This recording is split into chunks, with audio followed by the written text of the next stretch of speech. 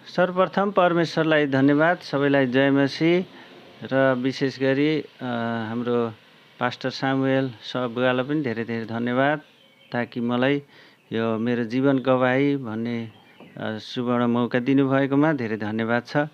र मैले विशेष गरी पारिवारिक कुराहरूको विषयमा केही नभनिकन मेरो आफ्नो जीवनमा घटेका घटनाहरूद्वारा परमेश्वरको काममा हरेक कुराहरूमा अगाडि बढेका कुराहरू प्रयोग गर्नेछु। र किनकि क्रिस्चियन भइसकेपछि एउटा व्यक्तिले जब येशू ख्रीष्टलाई रोज्छ, छान्छ, त्यो घरमा, परिवारमा, समाजमा जताततै सङ्कष्ट हुने कुरा सबै हामीलाई थाहै छ। र त्यति हुँदाहुँदै पनि मेरो जन्म 2036 वैशाख 24 गते सोमबार भएको थियो। र यो मेरो जन्म चाहिँ गुल्मी जिल्ला धुर्कोट गाउँपालिका वडा नम्बर 4 कल्लाबटमा भएको। र जन्म 36 सालमा भए तापनि मेरो विशेष एसएलसी दिनको लागि 16 वर्ष नपुगेकोले 1 वर्ष बढाएर 2035 9 24 पुस 24 गते भएको छ। र म चाहिँ विशेष गरी हिन्दू घरानामा उपाध्ये ब्राह्मण को घरानामा जन्म भएको र विशेष गरी सबै कुरा वैदिक धर्मशास्त्र अनुसार सबै कुरा सिकेर जानुपर्ने, सानैदेखि ती सिक्दै बुवा आमाहरूबाट समाजबाट सिक्दै अगाडि बढ्दै जाने कुरामा म जन्म भएको। र मैले विशेष गरी अझ मेरो घरमा मेरो 33 कोटी देवदेवताहरूको फोटाहरू जताततै राख्ने, सबै म एकदमै ईश्वरमा भक्त, सानो ढुङ्गा फरक देखे पनि त्यसलाई घरमा ल्याएर पूजा गर्ने र कसैको कुरा नसुन्ने, म ईश्वरमा नजिक हुने सानैदेखि। र ईश्वरमा त नजिक हुने, तर म मूर्तिहरूमा नजिक थिएँ।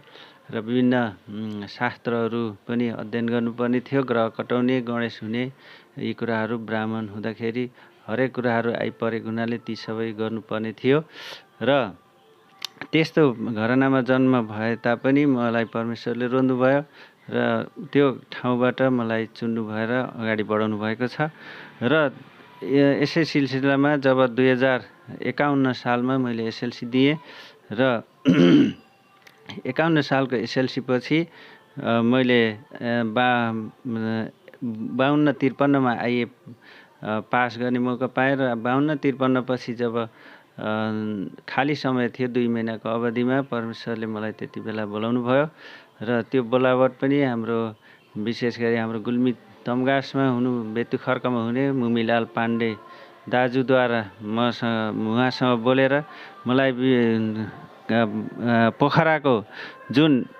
पोखराको चाहिँ जुन नयाँ चर्चमा जुन कार्यक्रमहरू बाइबल सम्बन्धी तालिमका कार्यक्रमहरूमा जानको लागि निम्ति आयो। र त्यति बेला एकदमै अब बस चढ्नको लागि अनि त्यसपछि विभिन्न यात्रा गर्नको लागि खुसी हुने समय, त्यो म एकदम खुसीले हर्षित भएँ। र त्यो सिलसिलामा हाम्रो मुमिलाल पाण्डे दाजु सँगसँगै लीलबहादुर नेपाली पास्टर हुनुहुन्छ, जो अहिले गुल्मी तमगासमा, र त्यसै गरिकन विष्णु श्रेष्ठ दाजु हुनुहुन्थ्यो। हामी 3 जना द्वारा मलाई अगुवाई गर्नुभएको थियो, बारम्बार ठाउँमा लाने, बोलाउने। र त्यसै गरिकन म जब 54 सालमा म पोखरा गएँ। पोखरा गइसकेपछि त्यहाँ चाहिँ विशेष गरी मलाई पास्टर रेशमराज पौडेल बुवाको जुन वचनहरू थिए हिन्दू शास्त्र अनुसारका, ती वचनले मलाई मन छोयो र मैले बाइबल अध्ययन गर्ने मौका पाएँ। र बाइबल अध्ययन गर्दै जाँदा मैले सत्य, मेरो पाप क्षमा गर्ने, मलाई माया गर्ने, मेरो आमाको गर्भमा सृष्टि गर्ने परमेश्वर येशू ख्रीष्ट नै हुनुहुनेछ भनेर मैले जब पत्ता लगाएँ, त्यसपछि म चाहिँ त्यति नै बेला 1 हप्ताको तालिम थियो पोखरामा। त्यति नै बेला म बप्तिस्मा पनि लिएँ। म खुसी साथ अब मैले यी वैदिक धर्मशास्त्रहरू, मूर्ति पूजा, यताउति सबै कुराहरू जाने बुझेकोले ती छोडेर प्रभु येशूलाई पछ्याउने निर्णय गरेँ। र निर्णय गर्दै गर्दा जब म बप्तिस्मा लिएँ, बप्तिस्मा लिइसकेपछि म त्यहाँबाट फेरि घरतिर फर्किँदा हरेक समस्याहरू भए। ती सबै समस्याहरू, पारिवारिक समस्या, समाजमा हेर्ने दृष्टिकोण, ती सबै फरक भए। र त्यसले गर्दाखेरि म चाहिँ अलि निराशपन छायो। र ताकि त्यो निराशपनमा पनि विभिन्न दुःख पार गर्दै विश्वासीहरूसँग पनि घुलमिल हुँदै अगाडि बढेँ। जब विश्वासीहरूसँग घुलमिल बढेँ त्यसपछि मलाई कुन चर्च, कुन पास्टरद्वारा, कुन अगुवाद्वारा, कुन केद्वारा भन्ने ती विभिन्न चर्चहरूको विषयमा मलाई विभिन्न प्रश्नहरू तेर्स्याइयो। त्यसपछि करिब 6-7 वर्षको अवधिमै ती कुराहरू मलाई धेरै आइरहे र त्यतिकैमा मैले फेरि अब मैले चर्चको विषयमा, मान्छेको विषयमा, पास्टरको विषयमा, हरेकको विषयमा मैले बुझेको थिएन। मैले चाहिँ केवल येशू ख्रीष्ट सत्य हुनुहुन्छ, साँचो हुनुहुन्छ भन्ने तरिकाले बुझिरहेको थिएँ र त्यस विपरीत प्रश्नहरू बाहिर आउँदा म चाहिँ फेरि मैले परमेश्वरसँग प्रार्थना गरेँ, प्रभु मलाई साँचो मण्डली अथवा साँचो तपाईको सत्य वचन बुझ्ने, सत्यता बाइबलमा के छ त्यो अनुसार अगाडि बढ्ने मलाई सिकाउनुहोस् भन्दै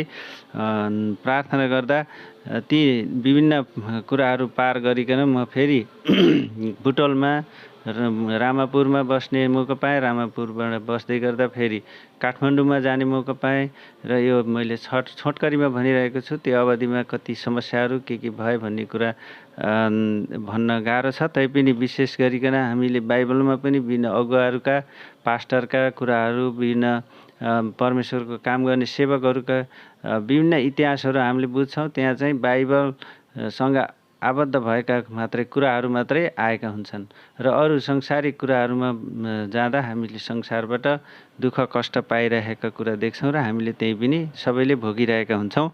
र त्यस्तै कुराहरूबाट म अगाडि बढ्दै मैले 2055 भाद्रदेखि 2057 2 वर्षको अवधिमा म फेरि काठमाडौँ जाँदै गर्दा विभिन्न दुःख कष्ट भोग्दै म बनेपा जाने अवसर पाएँ। त्यति बेला म काठमाडौँदेखि बनेपासम्म, सागासम्म, बनेपा धुलिखेलसम्म मेरो 9 घन्टाको हिँडाइको यात्रा थियो। किनकि मसँग पैसा थिएन, केही पनि थिएन। त्यस्तै गर्दा म प्रार्थना गर्दै, विश्वास गर्दै अगाडि बढिरहेको थिएँ। यी सबै कुराहरू सिक्दै जाँदाखेरि हाम्रो पास्टर एएम पुरी, हाम्रो एडभेन्टिस्ट चर्चको दीप थापा अङ्कल पछिको पास्टर एएम पुरीद्वारा मैले भेट्ने मौका पाएँ र पास्टर एएम पुरीको हृदयमा परमेश्वर बोल्नुभयो र मलाई धर्म छोराको रूपमा उतै बनेपामा राख्नुभयो। र त्यही अवधिमा पनि विभिन्न सङ्घर्षहरू सबैलाई, त्यहाँ भएका विश्वासी जनहरूलाई, अरू सबैलाई थाहा छ र त्यही अनुसार अगाडि बढ्दै गएँ। र जब त्यो बढ्दै जाँदा मैले 2 वर्षको अवधिमा एडभेन्टिस्ट मण्डलीको विषयमा, साँचो मण्डलीको विषयमा, आराधनाको विषयमा, प्रभु येशूको लाई साँचो रूपले बाइबलद्वारा चिन्ने विषयमा ती कुराहरू अध्ययन गर्दै जाँदा मैले सत्य त्यहाँ फेरि पाएँ र मैले पहिला चाहिँ नबुझिकन मैले येशू ख्रीष्टलाई चिनेर विश्वास गरेर अगाडि बढेको थिएँ। तर बिचमा विभिन्न समस्याहरू भएको कारण मैले सन् 2000मा फेरि मैले एडभेन्टिस्ट चर्चद्वारा बप्तिस्मा लिइकन मैले चाहिँ त्यहाँको सदस्य हुने मौका पाएँ र परमेश्वरलाई धेरै धन्यवाद दिँदै अगाडि बढ्दै गएँ। र त्यस अवधिमा 2056 माघ 8 गते मैले एडभेन्टिस्ट संस्थामा बप्तिस्मा भएर सदस्यता लिएँ। र त्यसपछि जब बप्तिस्मा लिएँ त्यसपछि फेरि अझै झन् ठुला समस्याहरू आए र कठिनाइहरू यात्रा आए।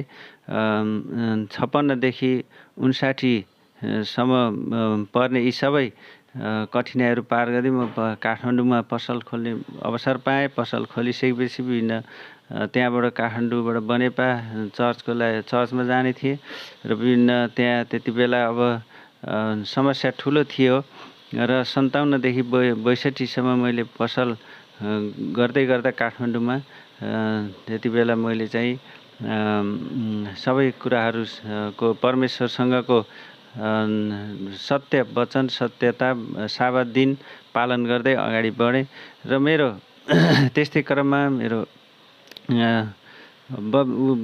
जब बप्तिस्मा लिएँ एडभेन्टिस्टमा, त्यसपछि अझै झन् ठुला समस्याहरू घरबाट, परिवारबाट, समाजबाट ती समस्याहरू कति आए भन्ने कुरा सबै कुरा मैले भनेर यहाँ सम्भव छैन। र मेरो 59 सालमा मेरो गाउँबाटै मेरो बुवाले अब ख्रिस्टियन भइसकेपछि अब समाजमा गाउँमा फरक सोचाइ आएपछि बिहे गर्नुपर्छ भन्ने सोचाइ आयो। मेरो बिहे गर्ने मनस्थिति थिएन, तैपनि बाध्यतावश गाउँ बिहे पनि गर्नै पर्ने अवस्था आयो र गाउँमै एउटा हिन्दू महिलाद्वारा बुवा आमाको कुराहरूबाट सबै घर समाजको कुराहरूबाट मैले विवाह गर्नुपर्ने भयो। विवाह बाध्य तरिकाले भए भन्नाले विश्वासी नभइकन एउटा त्यस्तै तरिकाले विवाह भयो र विवाह भइसकेपछि 57 देखि 59 सालमा विवाह भइसकेपछि मेरो चाहिँ फेरि अझै कठिनाइ सुरु भयो। म जेल नेल भोग्न पर्ने अवस्था। 61 साल माघ 1 गते म चाहिँ तत्कालीन राज्यद्वारा गिरफ्तार गरे। म माओवादीको नाम मिलेको कारणले बनेपाको उग्रतारा जनकालको प्रकाश घिमिरे कमान्डर र मेरो प्रकाश कम्युनिकेसन बानेश्वरमा थियो। त्यही आधारमा विभिन्न त्यहाँ फोन गर्न आउने हरेक कुराहरूको कारणले र फुल कर्नेललाई हरेक उनीहरूको योजना गलत थियो र मेरो पसलबाट उनीहरूले फोन गर्न आए। त्यही क्रममा चाहिँ मेरो चाहिँ म पनि गिरफ्तार हुन पुगेँ र 61 साल माघ 1 गतेदेखि 2062 साल कार्तिक सम्म द्वन्द्वकालमा 29 दिन बेपत्ता, 3 महिना सेन्टर जेल काठमाडौँको केन्द्रीय कारागार र 6 महिना तारिक भोग्दै म चाहिँ अगाडि बढेँ। र त्यति बेला मैले चाहिँ प्रार्थना गरेको थिएँ। म एकदमै मेरो त्यति बेला आर्मीले लिएर जाँदा मेरो बाँच्ने आश थिएन, तैपनि म चाहिँ प्रार्थना गरेँ। प्रार्थना गर्दा मैले भजन सङ्ग्रह 119 को 117 हे प्रभु तपाईँले मलाई जीवन दिनुहोस् र म बाँचेर तपाईँको महिमा गर्नेछु भन्ने त्यो वचनहरू मेरो हृदयमा आउँथ्यो र त्यही अनुसार म प्रार्थना गर्दै गएँ। र जेलमा हुँदा पनि त्यहाँ भएका विश्वासीहरूलाई आइतबार आराधना गर्ने थिए र सबैलाई फेरि शनिबार विश्राम दिन पालन गर्ने कुराहरूमा अगाडि बढाएँ र त्यहाँ पनि हाम्रो हरेक विश्वासीसँग सम्पर्क भयो। र त्यसपछि त्यस्तै त्यहाँ पनि पक्का एडभेन्टिस्टको नियमअनुसार शनिबारै आराधना गर्ने त्यहाँ चाहिँ चलन भयो।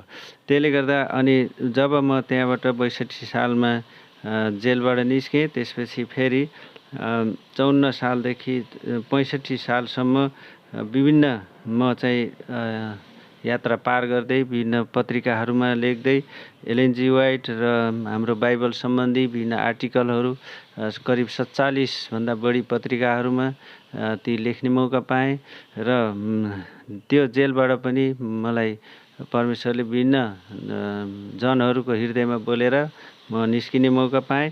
र त्यसपछि 63 देखि 66 सम्म विभिन्न पत्रिकाहरूमा लेख्ने अनि म हिमालय टाइम्स पत्रिका काठमाडौँमा काम गर्थेँ। त्यसपछि विभिन्न अरू पत्रिकाहरूमा पनि छाप्दै जाने एलएनजी वाइटको लेखहरू, बाइबलको लेखहरू। र 63 सालमा मैले विशेष गरी हाम्रो नेपाल देशलाई परमेश्वरको आज्ञा पालन गर्ने राष्ट्रको रूपमा घोषणा गरियोस् भन्दै विभिन्न पत्रिकाहरूमा लेख्दै गएँ। र त्यसरी लेख्दै जाँदा गर्दै गर्दा अनि मलाई विभिन्न अरू समस्या भयो। ख्रिस्टियनको काम गर्न नपाइने, धर्म प्रचार गर्न नपाइने, हरेक उसबाट पत्रिकाहरूबाट पत्रकारहरूले हरेकले पनि रोक्ने जुन उनीहरूको मनस्थितिले रोक्दै जान थाले। तर म चाहिँ फेरि विभिन्न त्यहाँ हाम्रो पास्टर एमपुरी अङ्कल अनि अरू पास्टरहरू, अरू एल्डरहरू, डिकनहरू बनेपाको सबैसँग प्रचार गर्दै गोस्पल वर्कर गर्दै जाँदाखेरि एउटा आधिकारिक रूपमा गर्नुपर्छ, नेपालमा चाहिँ आधिकारिक रूपमा हामी अगाडि बढ्नुपर्छ भनेर सबै सिकाउँदै जाँदा त्यहाँ चाहिँ अलि समस्या त्यस्तै थियो। र ती समस्याहरूलाई मैले फेरि चिर्दै 2067 मा एसडिए चर्च नेपाल भनेर गुल्मी तमगासमा केन्द्रीय कार्यालय बनाएर दर्ता गरेर नेपाल सरकारको स्वीकृति लिएर फेरि अगाडि बढ्न थालेँ। बढिसकेपछि फेरि त्यहाँ चाहिँ 2073 सालसम्म ठुलो काम भयो। बुटोलदेखि लिएर विभिन्न जिल्लामा अरखाँची, गुल्मी ठाउँ ठाउँमा हामीले कार्यक्रमहरू राख्न सफल भयौँ र सबैको सहकार्यमा हामी कहिले हाम्रो एएम पुरी अङ्कलद्वारा कहिले फेरि अरू पास्टरहरूद्वारा सबैको सहयोगमा प्रार्थनाद्वारा ती कुराहरू अगाडि बढ्दै गए र गर्दै जाँदा फेरि विडम्बनावश 2073 सालमा मेरो त्यो संस्था चाहिँ डिजर्भ गर्ने कुरा आयो। त्यहाँ गुल्मीबाट मिल्दैन, काठमाडौँबाटै दर्ता गरेर अगाडि बढ्नुपर्छ भनेर त्यो कुराहरू आउँदै गर्दा मलाई डिजर्भ गर्न भनियो। विभिन्न तरिकाले मैले डिजर्भ गर्नुपर्ने अवस्था आयो र डिजर्भ गर्दै गर्दा मेरो जीवनमा सबभन्दा ठुलो पीडा, नराम्रो दुःखको घटना त्यहाँ भयो। किनकि मैले धेरै दुःखले पत्रकारहरूसँग, विभिन्न टेलिभिजन हरेकसँग स्वीकृति लिएर, हरेकसँग कुरा मिलाएर, सबै कुरा दर्ता गरेर हाम्रो विभिन्न आराधनाका विषयहरू शनिबार र आइतबार भए तापनि शनिबारलाई विशेष आम मानसमा लागू गर्न प्रोत्साहित गर्ने भनेर ती विधि विधानहरू बनाएर अगाडि बढेको थिएँ। तर त्यो विडम्बनावश त्यसलाई डिजर्भ गर्नुपर्ने भयो र आफ्नै खर्च र लगानीमा त्यसलाई डिजर्भ गर्नुपर्ने भयो। त्यसले गर्दाखेरि त्यो धेरै दुःखको क्षण थियो। म करिब त्यसपछि म 67 सालमा अझ हाम्रो त्यति बेलाको कार्यक्रममा विभिन्न जिल्लाहरूमा, विभिन्न ठाउँहरूमा पक्का रूपले एडभेन्टिस्टको कुरा प्रचार गर्न पाउने र 2067 सालमा हाम्रो जब झलनाथ खनाल मन्त्री हुनुहुन्थ्यो त्यो नेपाल सरकारमा, विशेष गरी हामीले एडभेन्टिस्टको आह्वान पुर्याउन सफल भयौँ र त्यसमा मैले एकजना चितवनको हाम्रो सन्तोष घिमिरे सर, म आफै र मेरो त्यति बेला तत्कालीन श्रीमतीसँगै हामी मिलेर त्यहाँ चाहिँ त्यो अगाडि बढेका थियौँ। तर हाम्रो यतातिर सदस्यताहरू धेरै कम भएको हुनाले र विशेष यताबाट नहुने भएको हुनाले विशेष कारणवश ती सबै कुराहरू म भन्न असमर्थ छु। कारणवश म त्यसलाई चाहिँ डिजर्भ गर्न पुगेँ। त्यसले गर्दाखेरि त्यति नै बेला 2067 सालमा झलनाथ खनाल मन्त्री हुँदा नेपाल सरकारलाई ईश्वरको आज्ञा पालन गर्ने राष्ट्रको रूपमा घोषणा गरियोस्। कुनै पनि धर्म, हिन्दू, मुसलमान, ख्रिस्टियन यी धार्मिक रूपमा होइन, तर ईश्वरको आज्ञा पालन गर्ने राष्ट्रको रूपमा घोषणा गरियोस् भनेर दानियल र प्रकाशको चित्रसहित त्यति बेला ब्यानरसहित हामीले आह्वान गऱ्यौँ। र त्यसै गर्दा 2071 सालमा म मार्केटिङको जागिरमा आबद्ध भएँ। किनकि त्यति बेला अब समस्या पैसाको हुने, रुपियाँ पैसाको घर खर्च यताउतिको कुराले गर्दाखेरि मार्केटिङ किताब सम्बन्धी मार्केट गर्ने 8वटा जिल्लामा मैले लुम्बिनी अञ्चल र स्याङ्जा बुर्तिवाङ किताबको मार्केट गर्ने त्यो जागिर पाएँ र त्यो जागिर पनि मेरो लागि एकदमै राम्रो भयो। किनकि ठाउँ ठाउँमा जान पाउने र परमेश्वरको कुराहरू प्रचार गर्दै जान पाउने, त्यसले गर्दा म खुसी नै थिएँ। र त्यसै गरी जाँदै गर्दा जब 2073 सालमा संस्था डिजर्भ भयो, त्यसपछि चाहिँ 2073 देखि 76 सम्म एकदमै दुःख पीडाको अनुभूति भयो, एक्लो भइयो र ठाउँ ठाउँमा विभिन्न कामहरू गर्नलाई बाधा अवरोध भएको हुनाले अनि डिप्रेसन बढ्दै गयो र त्यसले गर्दाखेरि एकदमै प्रार्थनामा अगाडि बढियो। जस्तोकमा भएका विश्वासी थोरै थियौँ, ती विश्वासीहरू सबै हामी 4-5 जना मिलेर प्रार्थना गर्ने। त्यही गर्दा गर्दा म आफै फेरि अलिकति ब्याकस्लाइड जस्तो भएँ र तापनि फेरि मलाई 76 सालमा एकजना हाम्रो अहिले दाउद थापा अथवा श्याम थापा घरती मगर हुनुहुन्छ, उहाँद्वारा एउटा परमेश्वर बोलेर त्यहाँ जग्गा उपलब्ध गरिकन फेरि चर्च बनाउनको लागि विभिन्न कुराहरू हुँदै गए र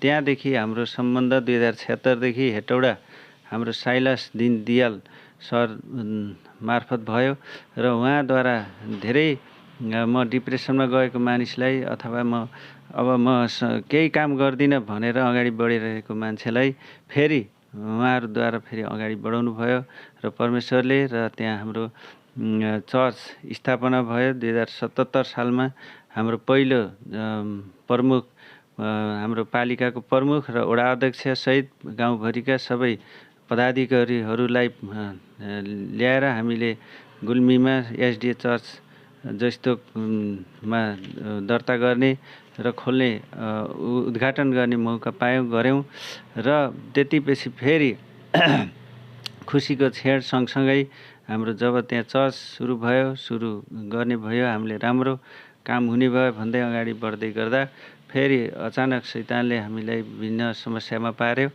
र फेरि मेरो घरमा मेरो 2077 सालमा जब 77 साल फागुन 28 गते चर्च उद्घाटन भयो र त्यसको लगत्तै फेरि 2077 चैत्र 18 गते मेरो फेरि पारिवारिक खटपट पर्यो, डिभोर्स भयो र त्यसपछि फेरि अर्को 1 वर्ष सपरिवारमा तनाव छायो।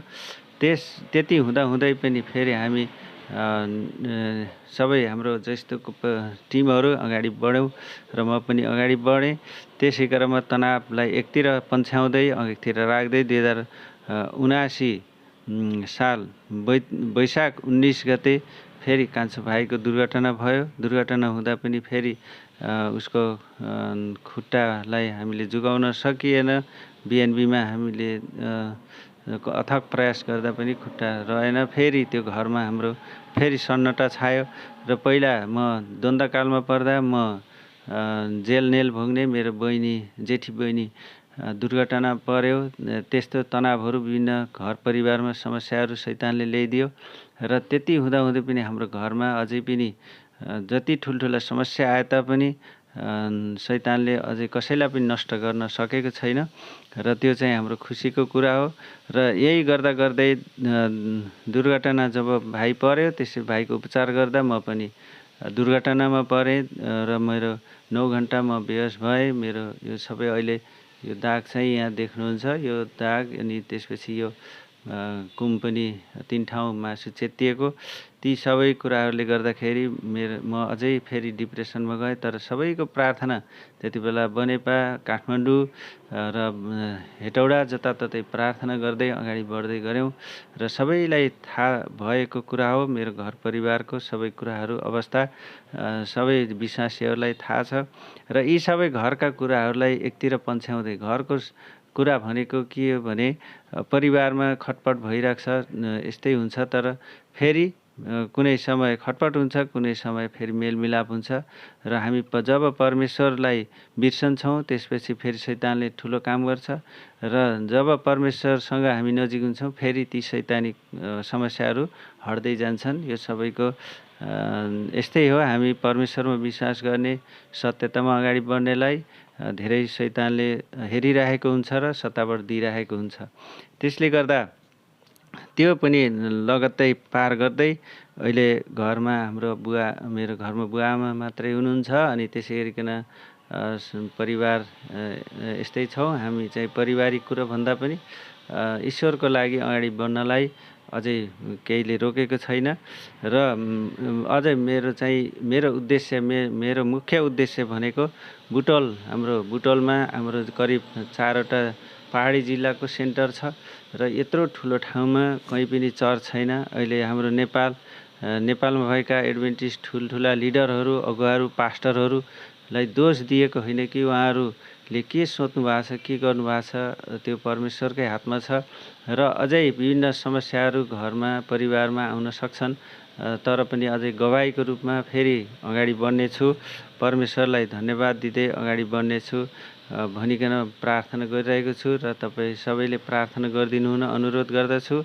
र त्यसकारण यी सबै दुःख कष्टहरूबाट झेल्दै जाँदा मैले के सिकेको छु भने प्रभु येशू बाहेक हामीलाई जोगाउने, बचाउने अथवा प्रभु येशू बाहेक हामीलाई अगाडि बढाउने कोही पनि छैन भन्ने कुराहरू हामीले सिक्नुपर्छ र हामी मिल्यो भने सपरिवार, नमिले बाहिरको परिवार अथवा जेसुकै होस्, हामी सेभेन डे एडभेन्टिस्टमा सबैलाई आउनुपर्ने आह्वान छ। किनकि अहिलेको संसारमा अब आइतबार र शनिबारको विशेष विश्राम विधि छ। त्यो विश्राम विधिमा शनिबार बिस्तारै लोप हुँदैछ। यो नेपालमा चाहिँ विशेष गरिकन यो सरकारी कुराहरू पनि मिल्ने भएको हुनाले र शनिबारै बन्द हुने भएको हुनाले त्यो भइरहेको छ। तर बिस्तारै आइतबारले संसारभरि छोप्नेछ, त्यो समयमा हामीलाई फेरि समस्या आउनेछ। त्यसकारण म यही भन्दछु, नेपालमा विशेष गरी शनिबार चाहिँ सरकारी कुरा र हाम्रो पारिवारिक सबै कुराहरूले मिल्ने भएको हुनाले अहिलेको संसार अब देखावटी रमझम हरेक कुराहरू, विवाहबारी हरेक कुराहरू ठुल्ठुला देखाउनलाई तडक भडक गरिरहेका छन्।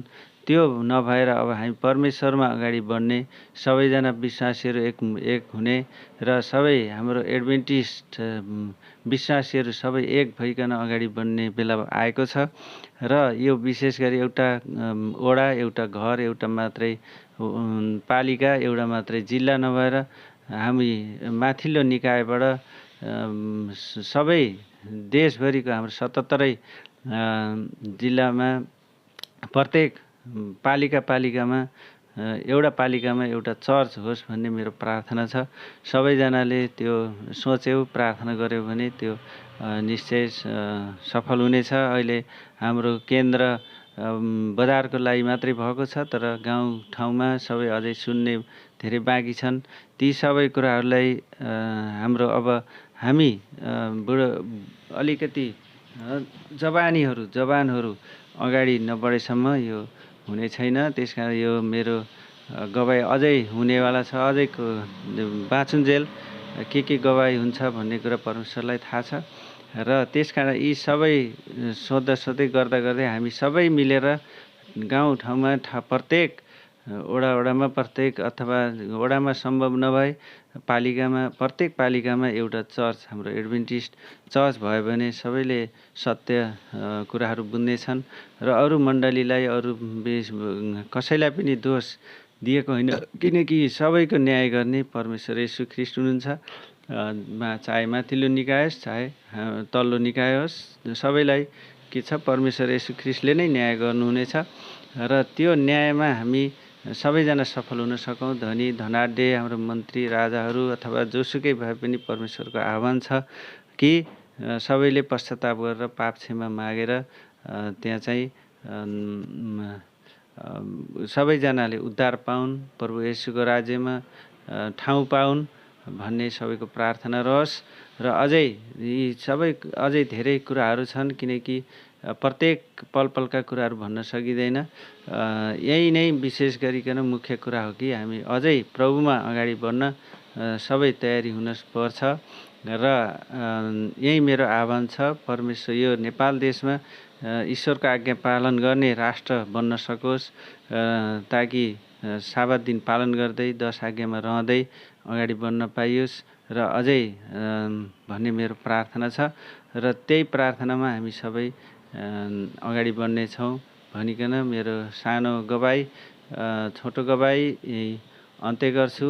र अझै मेरो लागि पनि प्रार्थना गरिदिनु होला। सबै ठाउँमा जाँदाखेरि अझै मैले हरेक जिल्लामा जाँदाखेरि, 8वटा जिल्लामा जाँदाखेरि प्रत्येक ठाउँमा चर्चमा जाने, एडभेन्टिस्टको कुराहरू दिने, कुराहरू सिकाउने अथवा बुझाउने कोसिस गरिरहेको छु। र त्यसमा पनि परमेश्वरले आशीर्वाद दिनुभएको होस् भनिकन यो गवाई यहीँ अन्त्य गर्दछु। र अझै ठुल्ठुला हामी प्रभु येशू नआउँदासम्म अझै ठुला गवाई हुनेछन् भनिकन बिन्ती गर्दै सबैलाई जय मसीह भन्दै यो मेरो छोटो गवाई यहीँ अन्त्य गर्छु। धन्यवाद। जय मसीह।